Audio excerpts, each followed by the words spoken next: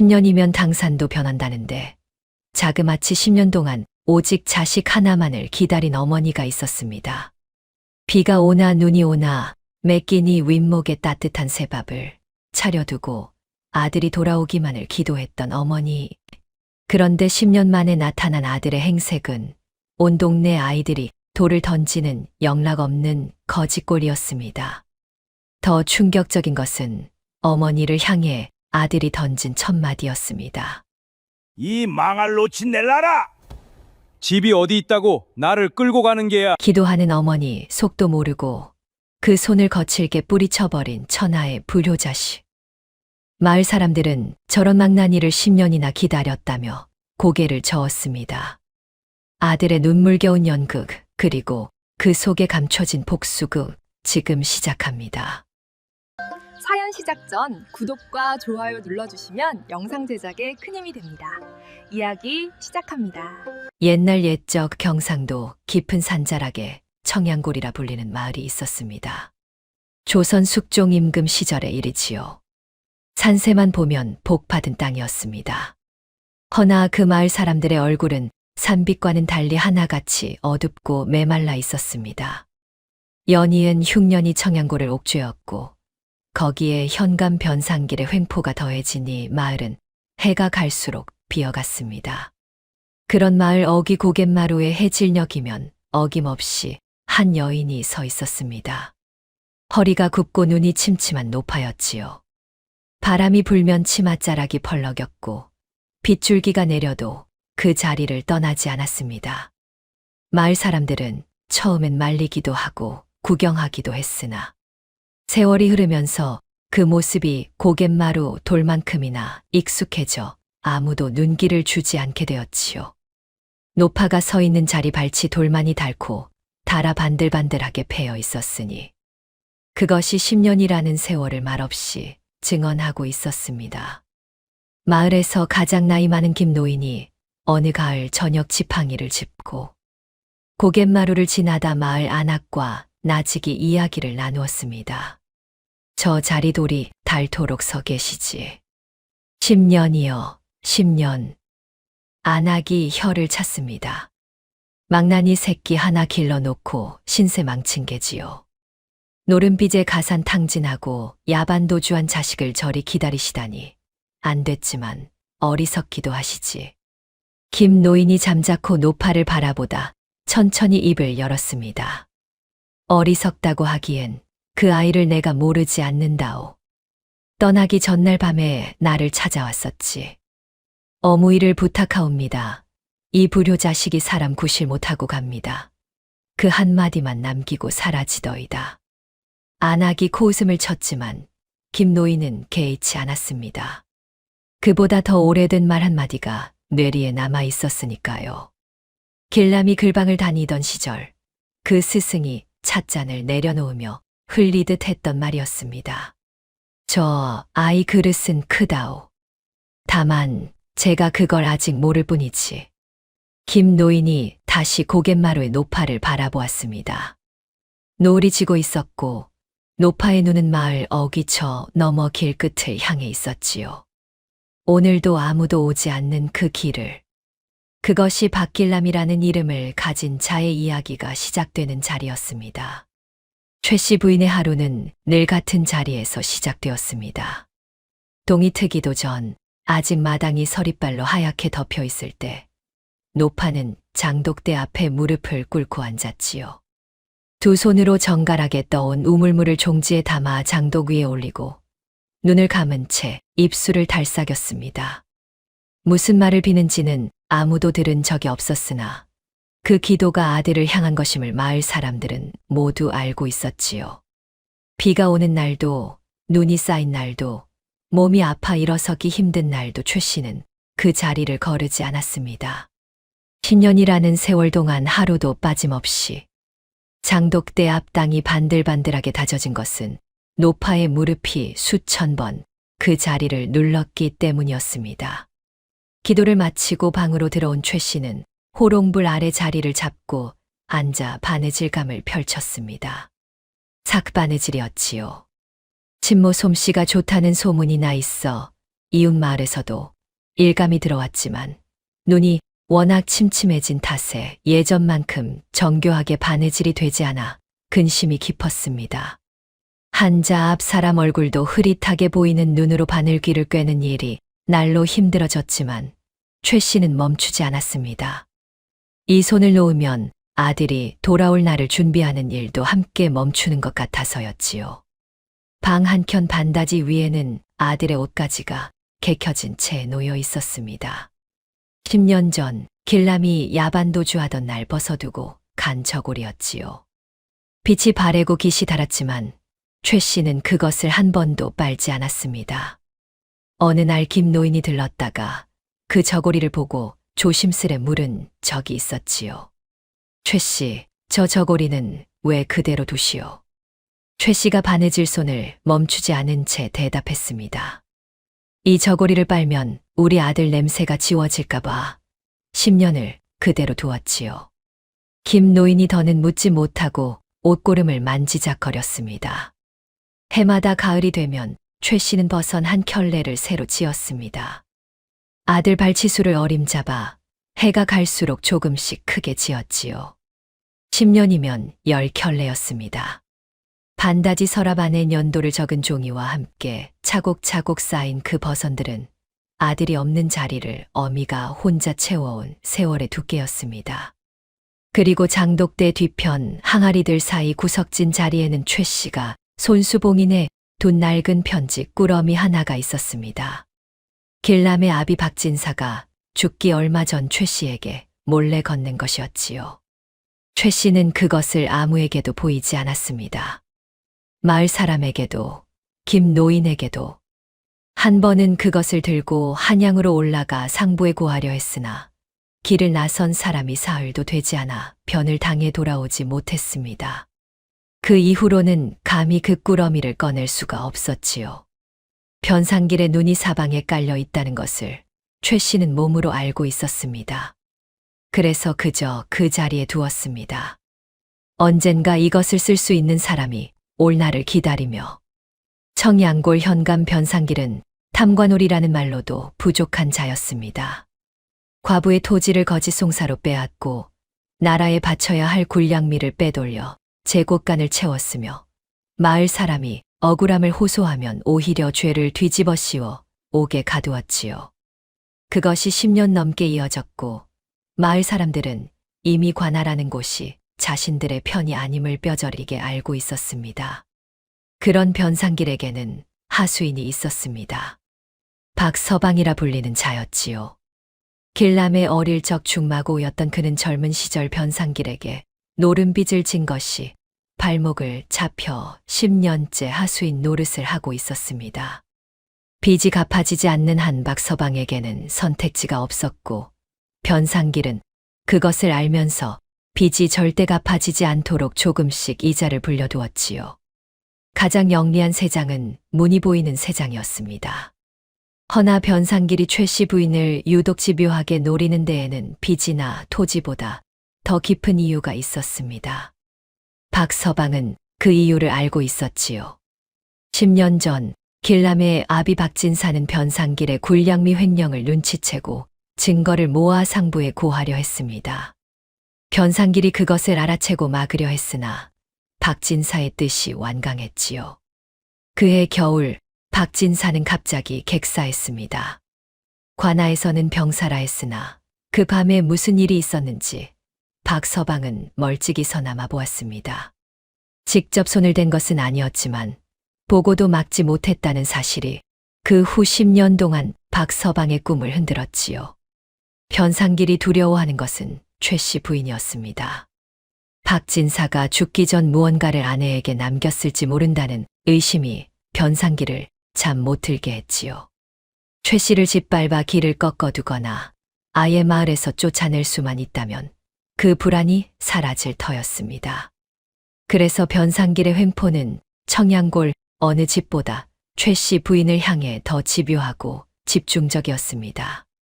박서방은 마을 사람들 앞에서 길람을 그 망나니 자식이라 욕하면서도 최 씨 부인이 빨래터에서 미끄러질 때 무심한 척 손을 내밀어 잡아 일으켰습니다.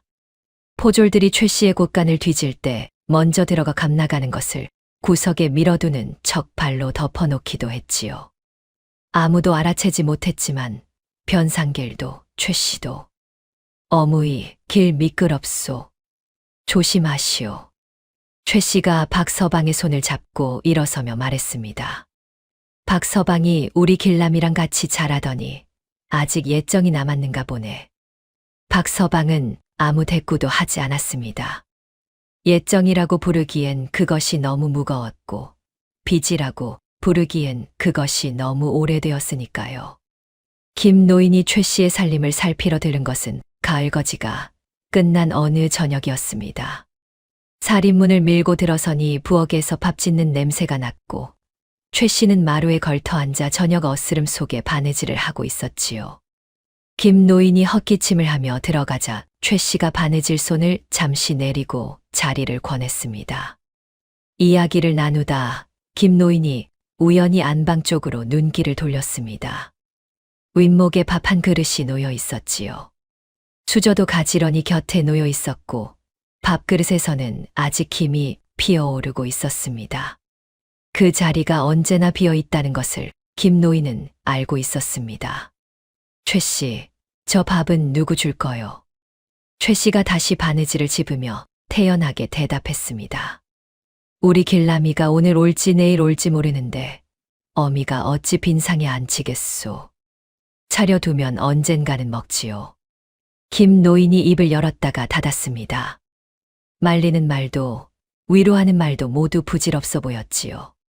10년 동안 맡기니 아들의 자리를 차려둔 어미에게 무슨 말을 얹을 수 있겠습니까? 김 노인이 돌아서는 척하며 옷고름으로 눈가를 훔쳤습니다. 집으로 돌아오는 길에 김 노인의 발걸음이 무거웠습니다. 10년 전 그날 밤이 떠올랐기 때문이지요. 한겨울 깊은 밤 살인문을 조심조심 두드리는 소리가 나서 나가보니 길남이 서 있었습니다. 행색이 말이 아니었고 눈이 빨갛게 부어 있었지요. 길남은 김 노인의 얼굴을 보자마자 무릎을 꿇었습니다. 노인장, 어무이를 부탁하옵니다. 이 불효자식이 사람 구실 못하고 갑니다. 그게 전부였습니다. 더 묻기도 전에 길남은 어둠 속으로 사라졌고 그것이 마지막이었지요. 김 노인은 그 뒤로 10년 동안 그 말을 혼자 가슴에 품고 살았습니다. 어무이를 부탁한다. 그 말 한마디가 청양고를 떠나지 못하게 묶어두는 닻이었습니다. 김 노인은 그날 밤자리에 누워서도 쉬이 잠들지 못했습니다. 윗목에 놓인 식은 밥 한 그릇이 눈에 밟혔지요. 최 씨가 내일 아침에 다시 새 밥을 지어 그 자리에 올릴 것이라는 것도 내년에도 그 다음 해에도 그 자리는 비지 않을 것이라는 것도 알고 있었습니다. 그 생각이 가슴 한구석을 눌러 밤새 무거웠습니다. 늦가을 어느 날 아침 마을 어귀에 거지 하나가 나타났습니다. 행색이 말이 아니었지요. 때가 켜켜이 앉은 누더기를 걸치고 집시는 한쪽이 끊어져 발 뒤꿈치가 드러나 있었습니다. 덥수룩하게 자란 수염과 머리카락 사이로 눈만 번뜩였고 몸에서는 오랜 노숙의 냄새가 풍겼지요. 거지가 마을 안쪽으로 발을 들이밀자 아이들이 달아나고 안악들이 문을 닫았습니다. 마을 사람들 중에 가장 먼저 그 거지의 얼굴을 눈여겨본 것은 박서방이었습니다. 우물가 담벼락에 기대어 있다가 거지를 한눈에 보는 순간 박서방의 안색이 확 변했지요. 손에 쥐고 있던 담뱃대를 떨어뜨릴 뻔하다 간신히 붙잡았습니다. 눈을 가늘게 뜨고 다시 한 번 보았지만 틀리지 않았습니다. 10년이 지났어도 눈매는 그대로였으니까요. 박서방이 굳은 얼굴로 시선을 거두고 딴 곳을 보았습니다. 아는 척을 해서도 모르는 척을 해서도 안 되는 상황이었지요. 김 노인이 조금 뒤에 그 거지를 발견했습니다. 지팡이를 짚고 한참을 바라보다가 눈이 흐릿해서인지 입술을 달싹이며 다가갔습니다. 거지가 고개를 숙이며 옆으로 비켜서려는 찰나 김 노인의 눈이 멈추었습니다. 그 뒷목선, 그 귀의 생김새. 한참을 말없이 서 있던 김 노인의 눈가가 떨렸습니다. 소문은 빠르게 번졌습니다. 박길남이 거지꼴로 돌아왔다는 말이 마을 안을 돌자 사람들이 하나둘 몰려들었지요. 처음에는 수군거림이었다가 이내 돌멩이가 날아들기 시작했습니다. 박서방도 돌을 집어들었습니다. 힘껏 던지는 신용을 했으나 돌은 길남의 발치에서 한참 비껴 떨어졌지요. 길남은 눈을 내리깔고 맞았습니다. 사람들이 길남을 어머니 앞으로 끌고 갔습니다. 최 씨 부인이 마당 끝에 서 있었지요. 눈이 침침해 멀리서는 형체만 보이는 어머니가 아들이 끌려오자 천천히 앞으로 걸어 나왔습니다. 그리고 거지의 얼굴 앞에 서서 두 손을 들어 그 얼굴을 더듬기 시작했지요. 이마에서 눈 아래로, 광대에서 턱선으로. 손이 아들의 손마디 위에 이르렀을 때 최 씨의 손끝이 미세하게 멈추었습니다. 붓과 칼을 함께 잡은 자의 굳은 살이었습니다. 노름꾼의 손이 아니었지요. 최 씨가 손을 내리고 돌아서서 사람들을 마주 보았습니다. 사방에서 욕설이 쏟아지고 있었지요. 망나니를 감싼다. 늙어서 정신이 나갔다. 그러니 저 꼴이 되었다고. 최 씨가 목소리를 높였습니다. 내 아들은 망나니가 아니오. 어미는 자식을 안다오. 사람들이 비웃었습니다. 그러나 최 씨는 물러서지 않았습니다. 그 작은 몸으로 아들과 사람들 사이를 가로막고 서서 흐릿한 눈으로 정면을 바라보았지요. 최 씨가 아들의 팔을 붙잡고 집 안으로 끌어들이려 했습니다. 사람들이 떠들고 돌을 던지는 가운데서도 노파의 소나기 힘은 놀라울 만큼 단단했지요. 길남은 끌려가는 척하면서도 눈의 한쪽으로 사방을 훑었습니다. 담벼락 너머 골목 어귀의 변상길의 끈앞을 둘이 이쪽을 지켜보고 있었고 박서방도 사람들 뒤편에 서서 눈길을 거두지 않고 있었지요. 길남이 갑자기 팔을 뿌리쳤습니다. 이 망할 놓친네 놔라. 집이 어디 있다고 끌고 가는 게야. 최 씨가 비틀거렸습니다. 사람들이 웃음을 터뜨렸고 끈앞풀들의 눈빛이 조금 풀렸지요. 길남이 속으로 이를 깨물었습니다. 어미를 비틀거리게 한 그 한 동작이 가슴에 모처럼 박혔지만 멈출 수가 없었습니다. 지금 이 연기가 흔들리면 어미를 지킬 수 없으니까요. 최 씨는 비틀거리면서도 손을 놓지 않았습니다. 아들의 누더기 소매 끝을 두 손가락으로 꼭 쥔 채 집 안으로 끌고 들어갔지요. 사리문이 닫히자 바깥의 소음이 한 겹 멀어졌습니다. 방 안으로 들어선 길남의 발이 멈추었습니다. 윗목이었습니다. 안방 윗목에 밥 한 그릇이 놓여 있었지요. 갓 지은 밥이었고 수저가 가지런히 곁에 놓여 있었습니다. 김이 피어오르고 있었습니다. 길남은 그 자리에서 한 발짝도 움직이지 못했지요. 목구멍 안에서 무언가가 치밀어 올랐으나 삼켰습니다. 삼키고 또 삼켰습니다. 앉아라. 밥 먹어야지. 최 씨가 아무 일도 없다는 듯 뒤돌아서며 말했습니다.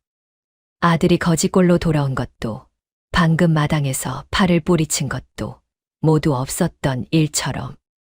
길남은 말없이 방 한쪽에 등을 기대고 앉았습니다. 어머니가 부엌으로 나가 국을 떠오는 동안 길남은 품속에 손을 넣었습니다.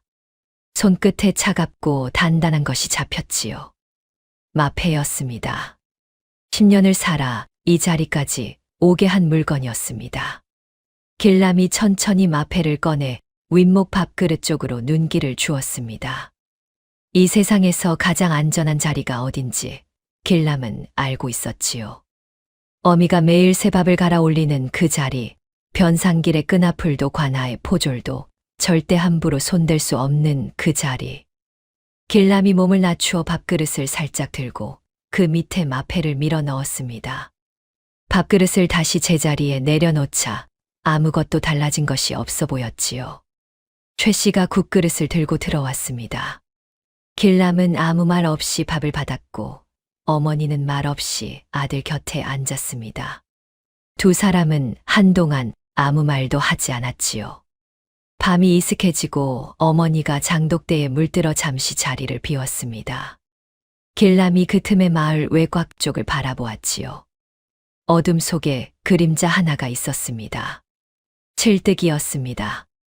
어사 수행원으로 길람보다 사흘 앞서 마을에 들어와 지형과 인물을 파악해 두었던 자였지요. 그림자가 손가락 2개를 펴 보였습니다. 사흘. 아직 사흘이 더 있다는 신호였습니다.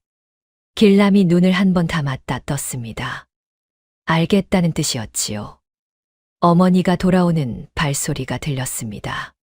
길람은 다시 아무것도 보지 않은 얼굴로 등을 기댔습니다.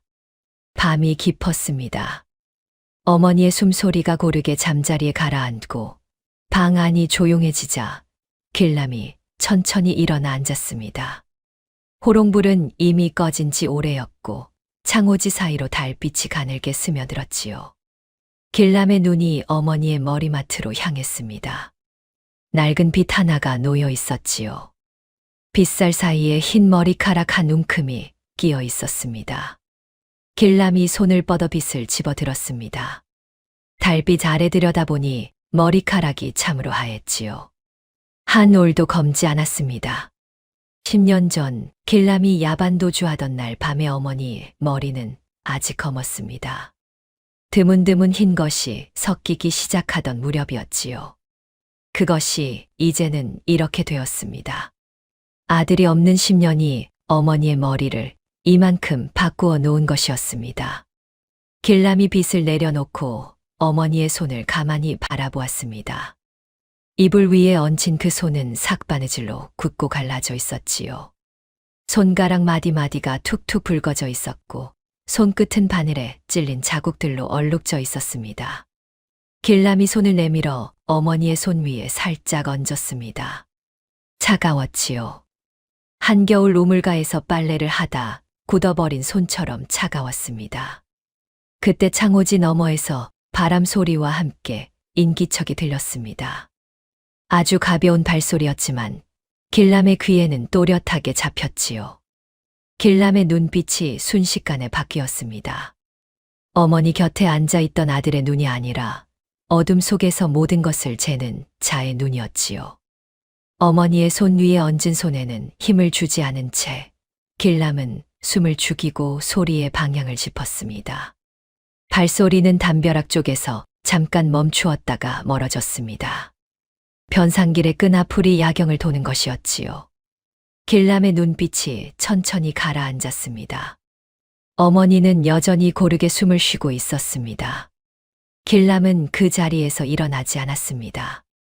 날이 밝기 전까지 그 자리를 지켜야 한다는 것을 알고 있었지요. 혹여 누가 들이닥치더라도 어머니가 일어나기 전에 먼저 알아채야 했습니다.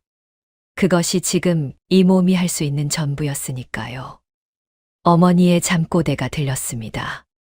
길람아, 밥 먹어라. 길람아. 길람이 입술을 깨물었습니다. 소리를 죽여야 했지요. 밖에 귀가 있을 수 있었습니다.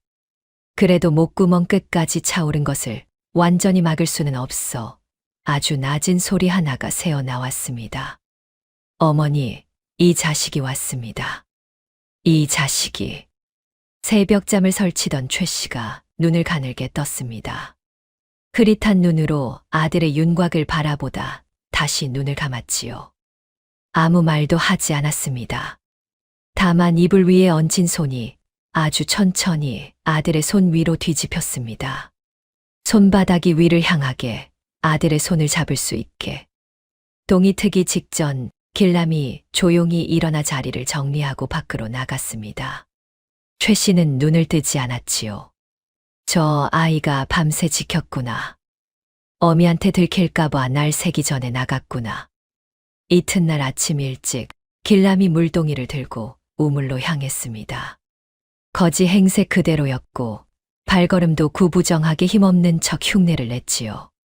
마을 사람들이 보기에는 영락없는 거지였습니다. 최 씨는 마루에 나와 앉아 바느질감을 펼쳤습니다. 눈은 손 위를 향하고 있었지만 귀는 마당 쪽을 향해 있었지요. 아들의 발소리가 들렸습니다. 구부정하게 꾸민 걸음이었지만 어미의 귀에는 그 아래 감춰진 것이 들렸습니다. 발꿈치가 땅에 닿는 순간의 무게 배분, 보폭의 간격, 방향을 틀 때 흔들림이 없는 것. 오랜 단련으로 몸에 밴 절제된 무인의 보법이 거지, 흉내, 아래 그대로 있었지요. 최 씨의 입가에 아주 옅은 미소가 번졌습니다. 그것을 누구에게도 내비치지 않았지요. 바느질 손이 멈추지 않은 채로 마음속에서만 말했습니다. 저 발소리. 우리 길람이가 칼을 잡는 자가 되었구나. 우물가에서 길람이 두레박을 끌어올렸습니다. 두레박이 꽤 묵직했지만 길람이 한 손으로 가볍게 들어 올렸지요. 물동이에 물을 담고 나서 두레박 줄을 축혀 올릴 때도 힘쓰는 기색이 없었습니다. 담벼락 그늘에 서 있던 박서방이 그것을 보았습니다. 눈이 가늘어졌지요. 두레박이 꽤 무거운 것임을 박서방은 알고 있었습니다. 마을 장정들도 두 손으로 끌어올리는 것을 저 거지가 한 손으로 올렸습니다. 게다가 손목 하나 꺾이지 않고 박서방이 시선을 거두며 입안에서 무언가를 중얼거렸습니다. 그날 한낮에 최 씨가 길람을 불렀습니다. 이복에 거지 양반. 마당 저쪽 장작이 좀 남았으니 패어두면 고맙겠네. 길람이 퉁명스럽게 대꾸했습니다. 밥이나 더 주면 패지. 최 씨가 말없이 부엌으로 들어가 밥을 한 그릇 더 떠왔습니다. 길람이 받아들고 마당 한쪽에 쪼그려 앉아 밥을 먹었지요. 어머니가 떠주는 밥이었습니다. 거지 행세를 하면서도 그것만은 달랐습니다. 한 술 한 술이 목구멍을 넘어갈 때마다 무언가가 눈 뒤에서 뜨거워졌지요. 어머니는 마루에서 바느질을 하며 아무것도 보지 않는 척 앉아 있었습니다. 그러나 아들이 밥을 다 먹을 때까지 바늘이 한 번도 움직이지 않았지요. 사흘째 되던 날 아침 관아의 포졸셋이 최 씨 부인 집 앞에 들이닥쳤습니다. 변상길이 보낸 자들이었지요. 10년 전 길람이 진 노름빚을 이자까지 계산하면 집터와 밭을 내놓아도 모자란다는 것이 이유였습니다. 이미 판결이 났다고 했고 문서를 들이밀었지요. 문서가 진짜인지 거짓인지 최 씨가 알 방법은 없었습니다. 최 씨가 마당에 나서며 막았습니다. 이 집터는 내 서방이 살던 자리요. 내 아들이 진 빚과 이 집터는 별개요. 포졸이 비웃으며 최 씨의 팔을 밀쳤습니다. 노파가 비틀거렸지요. 한 포졸이 채찍을 들었습니다. 길람이 마당 한쪽에서 그것을 보고 있었습니다. 주먹이 저절로 쥐어졌지요. 온몸의 근육이 당겨지는 것을 느꼈습니다. 한 발짝만 내디디면 됩니다. 그 포졸의 채찍을 잡아채고 이 자리를 정리하는 것은 일도 아니었지요. 허나 길람은 움직이지 않았습니다. 지금 이 모습을 보고 하는 자가 반드시 있을 것이었습니다. 거지가 포졸을 제압했다는 소문이 나면 모든 것이 무너지지요. 채찍이 최 씨의 어깨를 내려쳤습니다. 최 씨가 비틀거리면서도 쓰러지지 않았습니다. 이 늙은이를 죽이시오. 채찍이 다시 올라갔습니다. 그때 박서방이 포졸들 사이를 비집고 들어섰습니다. 됐다. 문서 확인했으니 오늘은 이만 물러가자. 포졸들이 투덜거리며 물러났습니다. 박서방이 힐끗 길람을 보았다가 시선을 거두었지요. 그날 밤이었습니다. 어머니가 잠든 뒤 길람이 부엌 아궁이 앞에 쪼그려 앉아 쑥을 다렸습니다. 불빛이 얼굴을 붉게 물들였지요. 쑥물이 우러나는 동안 길람은 무릎에 팔꿈치를 얹고 두 손으로 얼굴을 감쌌습니다. 낮에 채찍이 내려치던 순간이 자꾸 눈앞에 어른거렸지요. 쑥물이 식자 길람이 헝겊해 적셔방으로 들어갔습니다. 어머니가 잠들어 있었습니다. 길람이 이불 끝을 조심스럽게 들어 어머니의 발을 내놓았지요. 채찍에 맞은 어깨 아래로 발까지 상처가 나 있었습니다. 길람이 쑥물 헝겊을 상처 위에 천천히 얹었습니다. 어머니는 눈을 뜨지 않았습니다. 다만 이불 위에 놓인 손끝이 미세하게 떨렸지요. 길람이 헝겊을 누르는 손을 멈추지 않았습니다. 한참이 지나 어머니의 손이 이불 위에서 아주 천천히 옆으로 움직였습니다. 길람의 손목 위에 와서 멈추었지요. 잡는 것도 누르는 것도 아니었습니다. 그냥 얹혔습니다. 길람은 그 자리에서 날이 새도록 움직이지 못했습니다. 마을이 잠든 뒤에 청양골은 낮과 다른 얼굴을 하고 있었습니다. 개 짖는 소리도 잦아들고 연기도 끊기고 사방이 어둠과 정적으로 채워지는 그 시간에 길람은 비로소 본래의 얼굴로 돌아왔습니다. 구부정한 등이 펴졌고 힘없던 발걸음이 달라졌지요. 담을 넘는 것은 숨을 한 번 고르는 것만큼 자연스러웠습니다. 관아 창고 뒤편 사또 내실 옆 서책 보관방. 길람이 사전에 칠득에게 파악해 둔 자리들을 차례로 짚었습니다. 굴량미 장부에는 수치가 빠져 있었고 거래 기록에는 이름이 지워진 자리가 있었지요. 그러나 지운 흔적이 있다는 것 자체가 증거였습니다. 길람이 그것을 세밀하게 옮겨 적었습니다. 나중에 한양에서 대조할 수 있도록 원본과 다른 점을 하나도 빠뜨리지 않고 마을 외곽 낡은 헛간에서 칠득이 기다리고 있었습니다. 어사또 변상길이 한양으로 서신을 보내는 길을 알아냈습니다. 보름마다 역졸편에 한양으로 보내는데 다음 편이 사흘 후입니다. 길람이 고개를 끄덕였습니다. 칠뜨가 이 수기를 반드시 도승직께 전하라. 사흘 안에 닿아야 한다. 어사또 부디 몸 보전하옵소서. 칠뜨기 어둠 속으로 사라졌습니다. 길람이 홀로 헛간에 남았습니다. 수기를 넘기고 나면 할 일이 없어야 하는데 손이 멈추지 않았지요. 품속에서 빳빳하게 접힌 종이 하나를 꺼냈습니다. 어사로 발탁된 날 상부에서 받은 보고서였습니다. 박진사의 의문사, 청양골 굴량미 횡령, 변상길과 중앙 권세가의 결탁.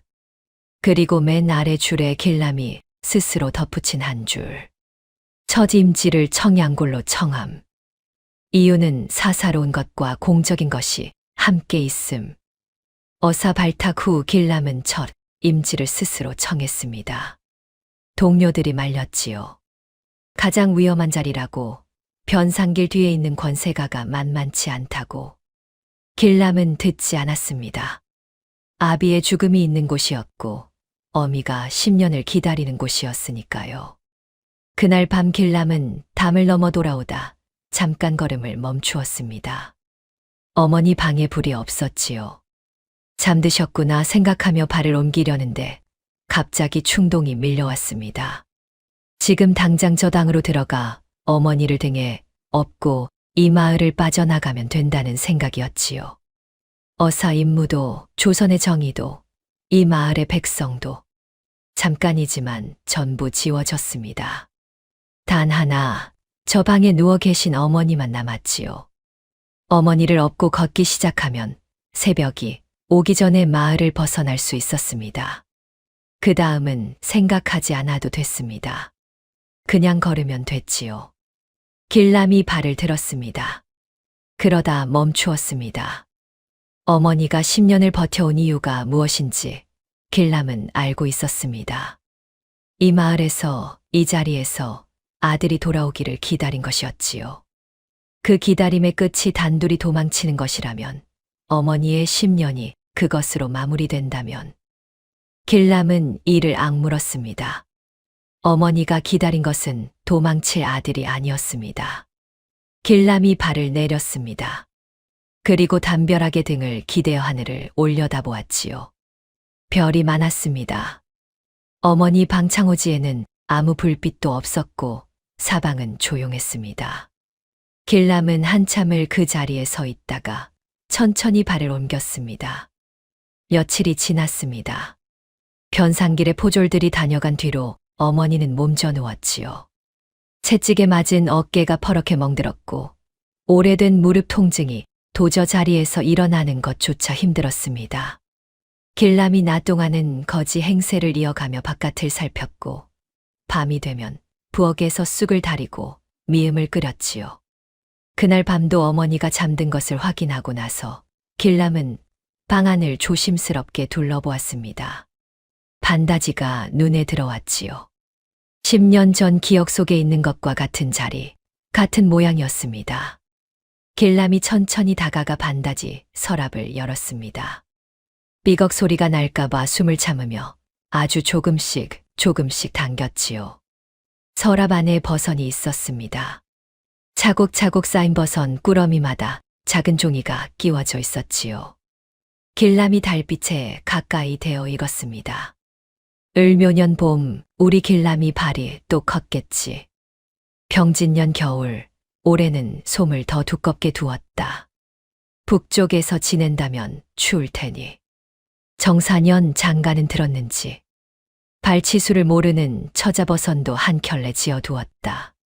길람이 더 읽지 못했습니다. 종이를 내려놓고 눈을 감았지요. 숨을 고르는데 한참이 걸렸습니다. 버선 꾸러미를 세어보니 10켤레였습니다. 10해였지요. 해마다 조금씩 커진 발치수로 지은 버선이 한 번도 신겨보지 못한 채 이 안에 가지런히 쌓여 있었습니다. 버선 꾸러미 옆에 엽전 꾸러미가 하나 있었습니다. 낡은 보자기로 쌓여 있었지요. 길람이 손에 들어보았습니다. 묵직했습니다. 한 푼 두 푼 모은 것이 분명했지요. 보자기 매듭을 살짝 풀자 안에 작은 쪽지가 있었습니다. 길람이 장가 미천. 손대지 마시오. 길람이 엽전 꾸러미를 한참 손바닥에 얹어보았습니다. 이것이면 된다는 생각이 들었지요. 이것을 들고 어머니를 등에 업고 떠나면 됩니다. 북쪽으로 아무도 모르는 곳으로 새 이름을 짓고 조용히 살면 됩니다. 변상길도 어사 임무도 조선의 정의도 전부 두고 떠나면 그만이지요. 어머니가 더 이상 채찍을 맞지 않아도 되는 곳으로. 그 생각이 너무 선명하게 들어서 길람은 깜짝 놀랐습니다. 이런 충동은 처음이 아니었지요. 열흘 사이에 몇 번이나 같은 생각이 목구멍까지 차올랐습니다. 허나 오늘 밤은 그것이 유독 강했습니다. 손에 쥔 엽전 꾸러미의 무게가 현실처럼 느껴졌으니까요. 길람이 눈을 들어 잠든 어머니를 보았습니다. 어머니의 숨소리가 고르게 들렸지요. 저 어깨에 채찍 자국이 있습니다. 저 발에 굳은 살이 박여 있습니다. 저 손에 바늘 자국이 있습니다. 이 모든 것이 이 자식 하나 때문이었습니다. 길람이 엽전 꾸러미를 천천히 반다지 안에 도로 내려놓았습니다. 보자기 매듭을 다시 묶었지요. 손이 떨렸습니다. 서랍을 닫으며 길람은 이마를 반다지 모서리에 잠깐 갖다 댔습니다. 그러다 서랍 안쪽 깊숙한 곳에서 다른 것이 손에 잡혔습니다. 낡고 빛바랜 편지 꾸러미였지요. 끈으로 묶여 봉인되어 있었는데 그 필체가 낯설지 않았습니다. 길람이 등잔 쪽으로 가져가 보았지요. 아비의 필체였습니다. 심장이 한 박자 멈추는 것 같았습니다. 길람이 꾸러미를 든 채 한참을 그 자리에 서 있었지요. 열어보고 싶었습니다. 그러나 손이 움직이지 않았습니다. 지금 이것을 열면 무언가가 돌이킬 수 없이 달라질 것 같았지요. 지금은 때가 아니었습니다. 아직 모든 것이 끝나지 않았습니다. 길람이 편지 꾸러미를 버선 꾸러미 사이에 조심스럽게 밀어넣고 서랍을 닫았습니다. 그리고 어머니 발치에 앉아 등을 벽에 기댔지요. 밤새 그 자리를 지켰습니다. 새벽빛이 창호지에 스밀 때까지. 김 노인이 길람을 조용히 불러낸 것은 해가 중천에 뜬 낮이었습니다. 마을 뒷산 소나무 숲 안쪽 사람 눈에 띄지 않는 자리였지요. 김 노인이 먼저 앉으며 지팡이를 무릎에 걸쳤습니다. 자니가 어사인 건 내 눈으로 보면 알지. 딴 말은 않겠네. 대신 자니가 모르는 것 하나를 알려주려고 불렀어. 길람이 말없이 마주 앉았습니다. 자네 어무이가 머리에서 비녀를 뽑던 날, 내가 그 자리에 있었네. 자네 떠난 이듬해 봄이었지. 노른빛 남은 것 갚으러 빚쟁이가 찾아온 날이었어. 최 씨가 집안을 다 뒤져도 돈이 없으니까 머리에 꽂힌 비녀를 뽑더란 말이야. 시집 올 때 친정에서 받아온 마지막 비녀였는데 길람이 무릎 위에 올려놓은 손이 천천히 주먹으로 쥐어졌습니다. 이 불효자식이 그것도 모르고 모른 게 자네 죄가 아닐세. 어무이가 알리지 않은 게지. 내가 오늘 알리는 것도 어무이는 모르네. 허나 자네는 알아야 할 것 같아서. 김 노인이 잠시 말을 멈추었다가 다시 이었습니다. 그리고 자네의 아비 일말일세. 박진사가 죽던 해에 내가 이상한 것을 보았네. 관아 창고에서 냄새가 났어. 굴량미가 바뀐 냄새였지. 박진사가 그걸 캐내려 했다는 건 나도 알고 있었고 그 이후로 갑자기 객사했다는 것도. 허나 내가 할 수 있는 것이 없었네. 이 늙은이가 들고 나설 힘도 길도 없었으니까. 길람이 고개를 들었습니다. 어머니가 알고 계셨습니까? 아비 일을. 김 노인이 천천히 고개를 끄덕였습니다. 자네 아비가 죽던 날 밤 최 씨가 사흘을 울지 않았네. 그냥 앉아만 있었어. 밥도 안 먹고 잠도 안 자고. 그게 더 무서웠지. 아는 사람이 하는 침묵이었으니까. 길람이 잠자코 소나무 사이로 보이는 하늘을 올려다보았습니다. 그러다 천천히 입을 열었지요. 노인장께 말씀드릴 것이 있소이다. 제가 도망친 뒤에 8년을 아는 사람이 없으니 들어보지. 첫 해는 노숙이었소. 굶어 죽기 직전에 어느 노스승이 거두어 주어 다시 그를 잡았습니다. 이듬해 북변에 변이 일어자원 종군하여 작은 궁을 세웠고 그 인연으로 과거에 다시 응시에 급제했지요. 스승의 천거로 어사에 발탁되기까지 꼬박 8년이 걸렸소이다. 어사 발탁 후 첫 임지를 제가 직접 청양골로 청했습니다. 아비의 일이 있는 곳이고 어머니가 기다리는 곳이었으니까요. 김 노인이 눈을 가늘게 뜨고 길람을 바라보았습니다. 한 번은 인편을 보내려 했소이다. 살아있다는 소식만이라도. 그런데 그 사람이 길에서 변을 당하는 것을 제 눈으로 보았습니다. 변상길의 사람들이었지요. 그 뒤로는 참아 쓰지 못했소. 어머니가 더 시달릴까봐. 김 노인이 한참을 말이 없다가 조용히 말했습니다. 이 사람아, 어무이는 자네를 원망한 적이 단 한 번도 없네. 그것만은 알게나. 길람이 고개를 숙였습니다. 소나무 그늘이 두 사람 위를 조용히 덮고 있었지요. 그날 밤 길람이 관아 서책 보관방에 다시 들었습니다. 지난번에 놓친 자리가 있었지요. 변상길이 쓰는 내실 서랍 깊숙이 숨겨 둔 것들이었습니다. 자물쇠가 두덕이었으나 길람의 손에는 걸림이 없었지요. 서랍 안쪽에 서신 다발이 있었습니다. 한양 권세가와 변상길 사이에 오간 것들이었지요. 길람이 달빛 아래 한 장 한 장 펼쳐 읽었습니다. 읽어 내려갈수록 손끝이 차가워졌습니다. 굴량미 횡령의 규모가 예상보다 훨씬 컸지요. 청양골 하나가 아니었습니다. 인근 세고을의 굴량미가 수년에 걸쳐 빠져나갔고 그 이득이 한양 권세가의 곳간으로 흘러들어갔습니다. 그리고 서신 다발맨 아래 날짜가 오래된 것 하나가 있었습니다. 길람이 그것을 펼쳤습니다. 박진사를 처리하는 것에 대해 이야기한 서신이었습니다. 변상길의 필체로 쓰여 있었고 한양 권세가의 답서도 함께 묶여 있었지요. 답서에는 단 한 줄이었습니다. 알아서 하시게. 흔적은 남기지 마시오. 길람이 그 서신을 손에 든 채 한동안 움직이지 않았습니다. 알고 있었습니다.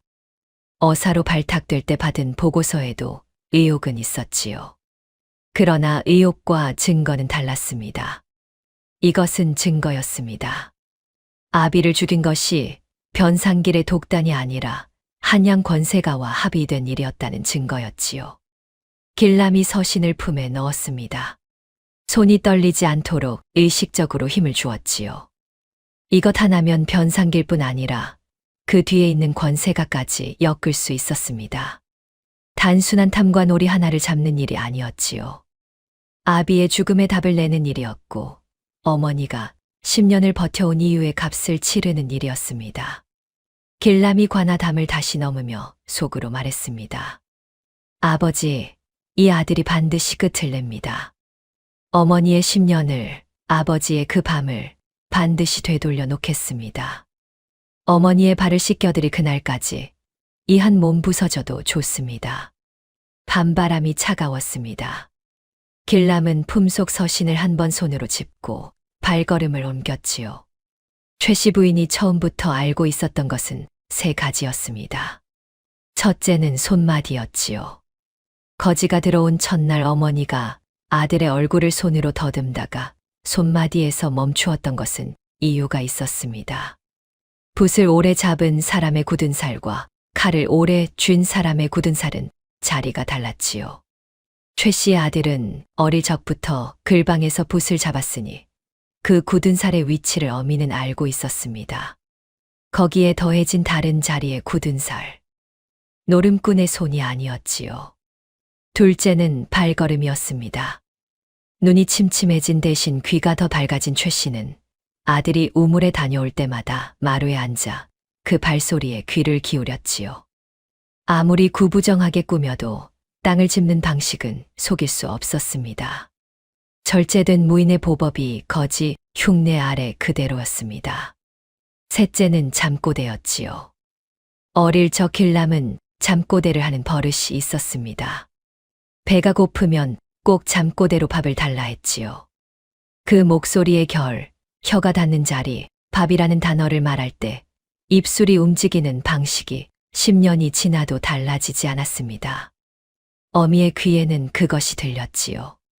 그러나 최 씨가 모르는 척한 데에는 이유가 있었습니다. 아들이 거지 행세를 하고 있다면 그것을 알아봐서는 안 되는 이유가 있는 것이었지요.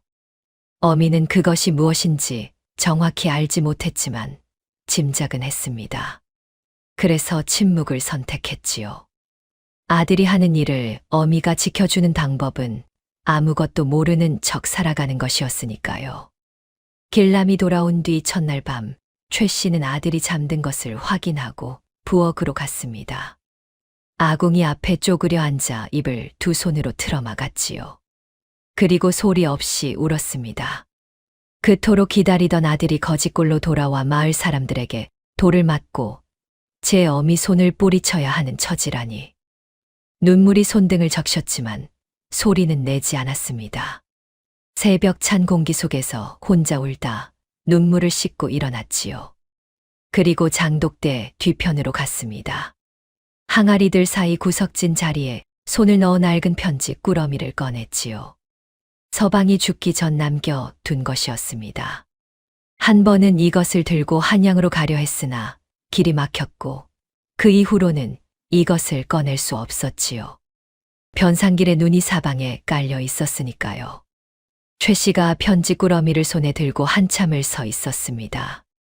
그러다 다시 구석진 자리에 넣지 않고 방으로 가져와 반다지 서랍 안쪽 버선 꾸러미 사이에 밀어 넣었지요. 아들이 왔습니다. 이것을 쓸 사람이 왔습니다. 변상길, 내 놈이 내 서방을 죽였지. 내가 그걸 모를 줄 알았느냐. 내가 살아있는 한 내 놈은 편하지 못할 게다. 최 씨가 정한수 앞에 무릎을 꿇었습니다. 하늘이시여, 우리 아들이 하는 일이 무사히 이루어지게 하여 주옵소서. 변상길이 이상한 낌새를 느끼기 시작한 것은 두레박 사건이 있고 나서 사흘째 되는 날이었습니다. 박서방에게 그 이야기를 전해 들은 것이 시작이었지요. 거지가 두레박을 한 손으로 끌어올렸다는 것. 변상길이 처음에는 대수롭지 않게 넘겼습니다.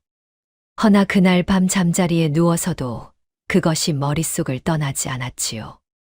이튿날 변상길이 직접 우물가 쪽을 살폈습니다. 거지가 보이지 않자 박서방을 불러 물었지요. 그 거지놈, 잔 잡는 손이 어떻더냐. 박서방이 잠시 망설였습니다. 삿도 그저 굶주린 거지일 뿐입니다. 내가 그것을 묻는 게 아니야. 잔을 잡을 때 손가락 모양이 어떠했냐고. 박서방이 어쩔 수 없이 대답했지요. 엄지와 검지가 잔 밑을 받쳤습니다. 나머지 손가락은 모아져 있었고요. 변상길의 눈이 가늘어졌습니다. 그것은 오랜 훈련으로 몸에 밴 자의 손 모양이었지요. 거지가 밥그릇을 잡는 방식이 아니었습니다. 변상길이 자리에서 일어났습니다. 그 집 뒤져라. 짐이고 부엌이고 샅샅이. 포졸들이 최 씨 부인 집으로 들이닥쳤습니다. 길남은 마당 한쪽에서 그것을 보며 태연하게 앉아 있었지요.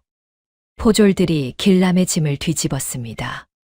누더기 보따리 안에는 해진 옷가지와 나무 그릇 하나뿐이었지요. 부엌도 뒤졌습니다. 아궁이 안까지 들여다보았지만 아무것도 나오지 않았습니다. 포졸들이 안방으로 향했지요. 길남의 시선이 윗목으로 향했습니다. 밥그릇이 있었지요. 오늘도 최 씨가 새로 지어 올린 밥이었습니다. 포졸 하나가 방 안을 훑다가 윗목 밥그릇에 눈길을 주었습니다. 손을 뻗으려다 멈추었지요. 노파가 차려둔 밥그릇이었습니다. 설마 거기까지 뒤지겠냐는 듯 손을 거두었습니다. 길남이 숨을 내쉬었습니다. 아주 천천히 표나지 않게. 포졸들이 빈손으로 나갔습니다. 변상길에게 보고가 들어갔지요. 아무것도 없었다고. 변상길이 이마를 찡그렸습니다. 찜찜함이 가시지 않았지요. 그날 저녁 변상길이 박서방을 내실로 불렀습니다. 방문을 닫고 목소리를 낮추었지요. 박서방, 자네한테 하나 맡길 일이 있어. 박서방이 고개를 숙였습니다. 저 거지놈, 사고가 나도 아무도 모르게 처리해라. 박서방이 고개를 든 채 굳었습니다. 변상길이 그 눈빛을 읽었는지 덧붙였지요. 못하겠으면 자네 빚 이야기를 다시 꺼내야겠지. 박서방이 천천히 고개를 숙였습니다. 대답 없이.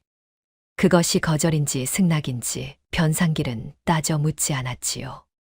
방에서 나온 박서방이 어두운 마당에 서서 하늘을 올려다보았습니다. 별이 차가웠지요.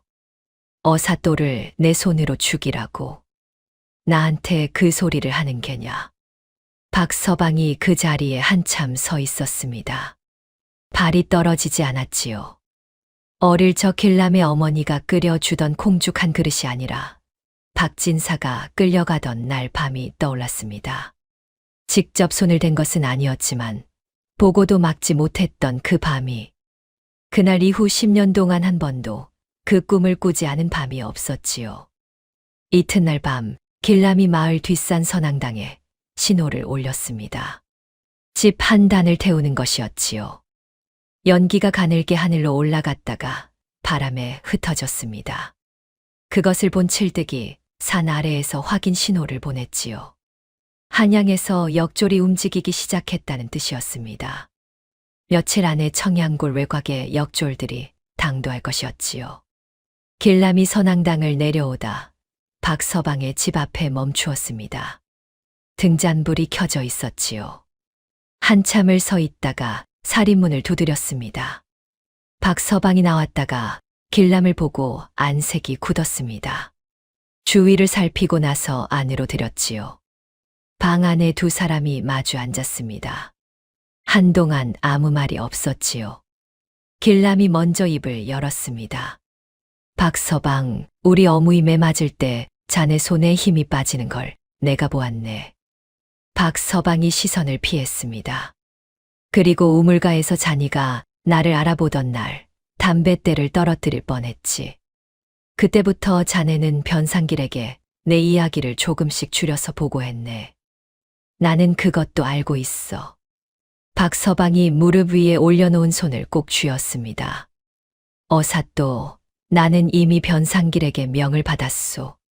사또가 자네를 처리하라 했어. 알고 있네. 알면서 왜 나를 찾아온 게요? 길람이 박서방을 똑바로 보았습니다. 자니가 거절할 줄 알고 왔네. 박서방이 얼굴을 들었습니다. 눈이 빨갛게 충혈되어 있었지요. 한동안 말이 없다가 낮게 입을 열었습니다. 내가 그 밤에 막았어야 했는데. 길람이 기다렸습니다. 박서방이 계속했지요. 자네 아비가 끌려가던 날 밤에 내가 거기 있었어. 직접 손을 댄 건 아니었지만 보고도 막지 못했지. 변상길이 무서워서, 빚이 무서워서. 그날 이후로 10년 동안 그 꿈을 꾸지 않은 밤이 없었소. 박서방이 눈을 감았습니다. 자네 어머니가 사흘을 울지 않고 앉아있던 것도 내가 봤어. 그 얼굴이 꿈에 나왔지. 매번 10년을. 박서방. 길람이 조용히 불렀습니다. 자니가 그 밤을 지우고 싶다면 지금이 그 기회야. 박서방이 오래 침묵했습니다. 창밖에서 바람 소리가 들렸지요. 방 안 등잔불이 흔들렸습니다. 박서방이 눈을 뜨고 길람을 보았습니다. 내가 할 수 있는 게 뭐요? 변상길의 생일잔치가 사흘 후일세. 그날 잔치판에서 내가 움직일 걸세. 자네는 그 자리에서 포졸들을 잠깐만 막아주면 되네. 딱 한 번만. 박서방이 한참을 말이 없었습니다. 그러다 천천히 고개를 끄덕였지요. 어사또 이 바까도 사람 새끼 올시다. 길람이 일어서며 말했습니다. 알고 있었네, 처음부터. 변상길의 생일잔치는 관아 마당에서 열렸습니다. 청양골 이름 있는 자들이 모두 불려왔지요. 기생이 불려오고 상이 차려졌으며 변상길은 상석에 앉아 술잔을 받았습니다. 마을 사람들은 담장 너머에서 그 소리를 들었지요. 풍악 소리가 담을 넘어 비어가는 마을 안으로 흘렀습니다. 잔치가 무르익을 무렵 관아 앞길 쪽에서 소란이 일었습니다. 거지 하나가 대문을 밀치고 마당 안으로 들어선 것이었지요. 누더기를 걸치고 머리카락이 덥수룩한 거지였습니다. 포졸들이 달려들었지만 거지는 가운데로 걸어 들어오며 큰 소리로 외쳤습니다. 변상길 사또, 이놈도 잔치에 낀다. 좌중이 웃음을 터뜨렸습니다. 변상길의 얼굴에 불쾌함이 번졌지요.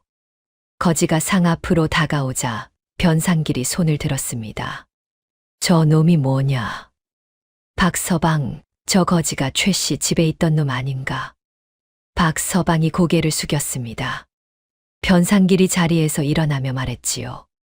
노름빛 안 갚은 죄, 양반 잔치판 어지럽힌 죄. 곤장 100대를 쳐라. 형틀이 마당에 놓였습니다. 포졸들이 길람을 붙잡아 끌었지요. 길람은 저항하지 않았습니다. 형틀에 묶이면서도 눈빛이 흔들리지 않았지요. 변상길이 그 눈빛을 보고 미간을 찌푸렸습니다. 그때였습니다. 마당 입구 쪽에서 인기척이 들렸지요. 최 씨 부인이었습니다. 굽은 허리에 지팡이도 없이 마당 안으로 들어온 노파가 형틀 쪽으로 곧장 걸어갔습니다. 포졸들이 막아섰으나 최 씨는 멈추지 않았지요. 노파의 몸으로 포졸을 밀치며 형틀 앞으로 나섰습니다. 그리고 형틀 위에 두 팔을 벌리고 몸을 엎었습니다. 내 아들 대신 내가 맞겠소. 좌중이 조용해졌습니다. 최 씨가 고개를 들어 변상길을 바라보았지요. 이 발로 10년을 걸어 아들을 기다렸으니 이 몸뚱이가 매 좀 맞는다고 아프겠소.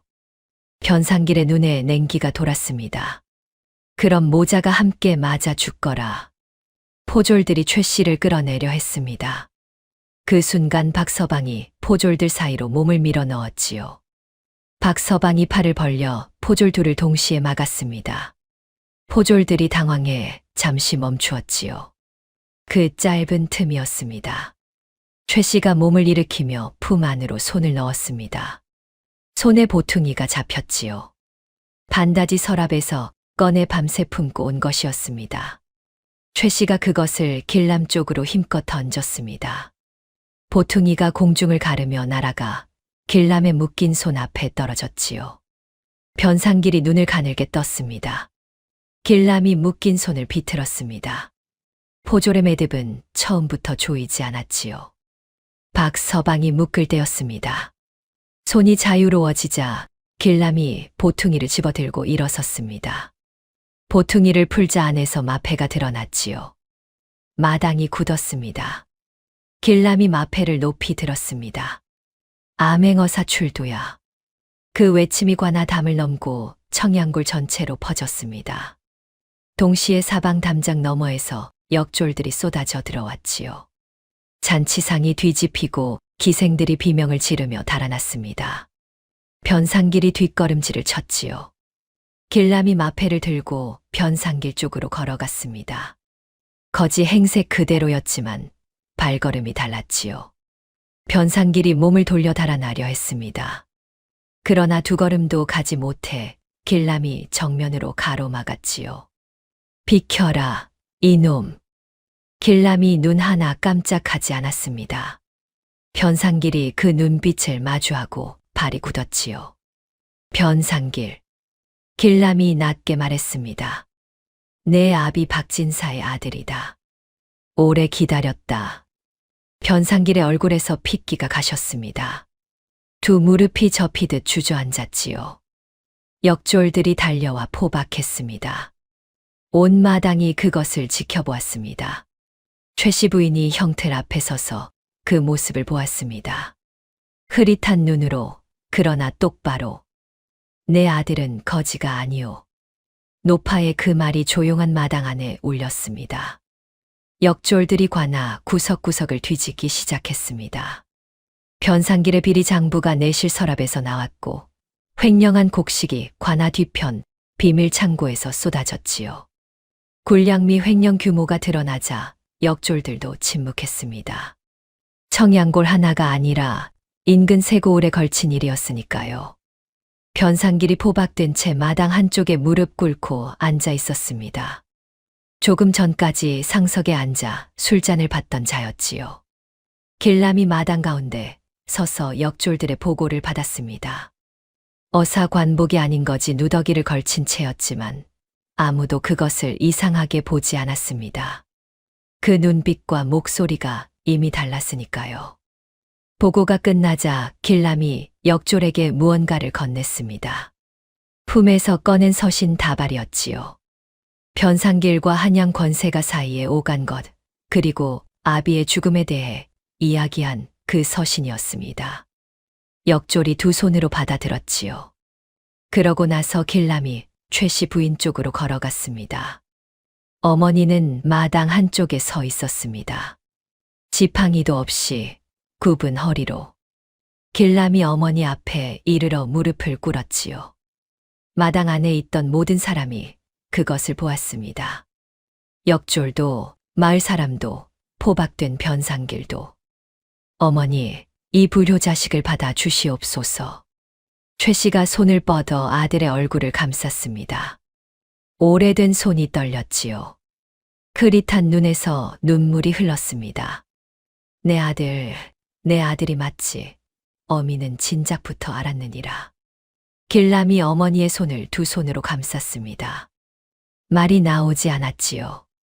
어머니, 그 밥그릇 밑까지 다 알고 계셨습니까? 최 씨가 눈물을 씻지 않은 채 말했습니다. 어미가 10년을 차려둔 밥상이다. 제 아들이 무얼 묻어두었는지 어미가 어찌 모르겠느냐. 길람이 다시 한번 무너졌습니다. 소리를 죽이며 최 씨가 그 머리 위에 손을 얹었지요. 그리고 이것도 내놓으렴. 최 씨가 품 안에서 낡은 편지 꾸러미를 꺼냈습니다. 길람이 눈을 들었지요. 반다지 서랍에서 보았던 바로 그것이었습니다. 어미가 잔치판에 오면서 그것도 함께 품에 넣어온 것이었지요. 내 아비가 남긴 거다. 네가 돌아올 때 쓰라고 남겨두고 간 거야. 길람이 떨리는 손으로 받았습니다. 봉인을 풀자 안에 두 통의 편지가 있었지요. 하나는 변상길의 굴량미 횡령을 날짜와 수치까지 적어 내려간 고발장이었습니다. 박진사의 필체로 죽기 얼마 전 작성한 것이었지요. 다른 하나는 짧은 편지였습니다. 길람에게 보내는 것이었지요. 아들아, 네가 이것을 읽을 때 나는 없을 것이다. 두려워하지 마라. 옳은 일을 하는 사람은 반드시 돌아온다. 엄마를 부탁한다. 길람이 편지를 가슴에 대었습니다. 역졸이 다가와 편지를 받아 증거 목록에 올렸지요. 그것으로 변상길에 대한 증거는 완전해졌습니다. 아비가 죽기 전에 이미 준비해둔 것과 아들이 직접 모은 것이 하나로 합쳐졌으니까요. 부자가 각자의 자리에서 같은 일을 하고 있었던 것이었습니다. 변상길이 마당 한쪽에서 그것을 보며 고개를 떨어뜨렸지요. 변상길과 일당이 포박되어 한양으로 압송된 것은 그 이튿날 아침이었습니다. 마을 사람들이 길 양쪽에 서서 그것을 지켜보았지요. 10년 동안 청양고를 짓밟아 온 자가 포졸들에게 끌려가는 것을 눈으로 보면서도 실감이 나지 않는 듯 조용했습니다. 누군가 먼저 울기 시작하자 여기저기서 함께 울었지요. 빼앗긴 토지에 대한 처리는 길람이 직접 진행했습니다. 거짓 송사로 강탈당한 과부들의 토지가 원래 주인에게 돌아갔지요. 굴량미 횡령으로 빠져나간 것은 관에서 메워야 할 몫이었고 길람이 그 내용을 꼼꼼히 수기로 작성해 한양으로 올렸습니다. 청양골에 새 현감이 부임하기 전까지 마을 일은 연장자들이 나누어 맡기로 했지요. 박서방에 대한 처분은 길람이 직접 진술서를 써 올렸습니다. 변상길에게 노름빚으로 묶여 강제로 하수인 노릇을 한 것. 그러나 최 씨 부인을 몸으로 막고 어사의 임무를 도운 것을 낱낱이 적었지요. 며칠 후 한양에서 회신이 왔습니다. 가벼운 벌금형으로 마무리되었지요. 박서방이 그 소식을 듣고 마당 한가운데 주저앉았습니다. 일어서지 못하고 한참을 그 자리에 있었지요. 길람이 관복을 차려입고 어머니를 찾아간 것은 모든 처리가 마무리된 날 저녁이었습니다. 최 씨가 마루에 앉아 바느질을 하고 있다가 아들을 보았지요. 관복 차림의 아들을. 바느질감을 내려놓고 일어서려 했으나 무릎이 뻐근해 잠시 버텼습니다. 길람이 달려가 어머니를 부축했지요. 어머니, 앉아 계세요. 아니다. 어미가 서서 봐야지. 최 씨가 기어이 일어서서 아들을 바라보았습니다. 흐릿한 눈으로 오래 보았지요. 그러다 손을 들어 아들의 관복 어깨를 가볍게 두드렸습니다. 잘했다. 는 말도 고생했다. 는 말도 없었습니다. 그 손끝이 전부였지요. 마을 사람들이 하나둘 모여들었습니다. 담장 밖에서 골목 어귀에서 길람의 어머니 앞으로 무릎을 꿇는 사람들이 생겼지요. 돌을 던졌던 사람들이었습니다. 망나니 자식이라 욕했던 사람들이었지요. 어무이 저희가 죄인이 올시다. 어무이가 옳았소. 최 씨가 손을 저었습니다. 되었소, 되었소. 다 지나간 일이오. 원망도 책망도 없었습니다. 그것이 오히려 사람들을 더 오래 고개 숙이게 했지요. 박서방이 맨 마지막에 나타났습니다. 마당 끝에 서서 선뜻 들어오지 못했지요. 최 씨가 먼저 알아보고 손짓했습니다. 박서방, 이리 와. 박서방이 걸어와 최 씨 앞에 무릎을 꿇었습니다. 고개를 들지 못했지요. 어무이 제가 죄인이요. 내 죄는 네가 이미 갚았다. 최 씨가 박서방의 어깨에 손을 얹었습니다. 박서방이 울었습니다. 어릴 적 콩죽한 그릇을 받아 먹던 그 아이가 늙어서야 제대로 운 것이었지요. 길람이 그 옆에 서서 박서방을 보았습니다. 박서방, 이 박가는 다시 사람으로 살겠소이다. 박서방의 말에 길람이 고개를 끄덕였지요. 알고 있었네. 한양으로 떠나는 날 아침이었습니다. 청양골에 첫서리가 내렸지요. 마당의 장독대 위에 하얗게 서리가 앉았고 우물과 돌바닥도 반들반들하게 얼어 있었습니다. 하늘은 맑았지요. 길람이 마당에 대야를 내놓고 우물물을 길었습니다. 부엌에서 솥에 물을 덮여 대야에 섞었지요. 적당한 온도가 되자 어머니를 마루로 모셨습니다. 어머니, 발 좀 내어주세요. 최 씨가 무슨 영문인지 물으려다 아들의 얼굴을 보고 잠자코 발을 내밀었습니다. 길람이 버선을 벗기고 어머니의 발을 두 손으로 받쳐 대야 안에 천천히 담갔지요. 따뜻한 물이 발등을 덮었습니다. 길람이 어머니의 발을 씻기기 시작했습니다. 뒤꿈치가 갈라져 있었지요. 굳은 살이 두껍게 박여 있었고 발가락 사이사이가 트여 있었습니다. 고갯마루에서 10년을 서 있던 발이었지요. 빨래터에서 장독대에서 논두렁을 걸어다니며 삭바느질 일감을 받아 오던 발이었습니다. 길람이 말없이 씻겼습니다. 손에 힘을 주지 않고 아주 천천히. 굳은 살 위를 손바닥으로 문지를 때 눈물이 떨어졌지요. 대야 안으로 똑 떨어졌습니다. 길람이 눈물을 닦지 않았습니다. 어머니, 이 굳은 살이 다 저를 기다리신 자리지요. 최 씨가 발을 내려다보다 고개를 저었습니다. 아니다. 이건 어미가 너를 잊지 않으려 걸어둔 자리다. 발을 씻긴 뒤 길람이 보자기를 풀었습니다. 안에 비단 버선 한 켤레가 있었지요. 한양에서 가져온 것이었습니다. 길람이 어머니의 발에 버선을 신겼습니다. 비단이 발등을 덮었지요. 최 씨가 발을 내려다보았습니다. 그러다 안으로 들어가더니 반다지에서 해진 버선 한 켤레를 들고 나왔지요. 길람이 10년 전 야반도주하던 날 벗어두고 간 버선이었습니다. 한 번도 버리지 않은 것이었지요. 최 씨가 그 버선을 아들의 손에 올려놓았습니다. 이 비단 버선은 내 마음이고 이 해진 버선은 내 마음이니 둘이 만나야 한 켤레 아니겠느냐. 길람이 해진 버선을 두 손으로 받았습니다. 꼭 쥐었지요. 더는 말이 나오지 않았습니다. 밖에 역졸들이 기다리고 있어 소리를 죽여야 한다는 것을 알면서도 목구멍 끝까지 차오른 것을 완전히 막을 수는 없었지요. 아주 낮은 소리 하나가 새어나왔습니다. 최 씨가 아들의 손 위에 자신의 손을 얹었습니다. 잡는 것도 누르는 것도 아니었지요. 그냥 얹혔습니다. 한참이 지나 길람이 입을 열었습니다.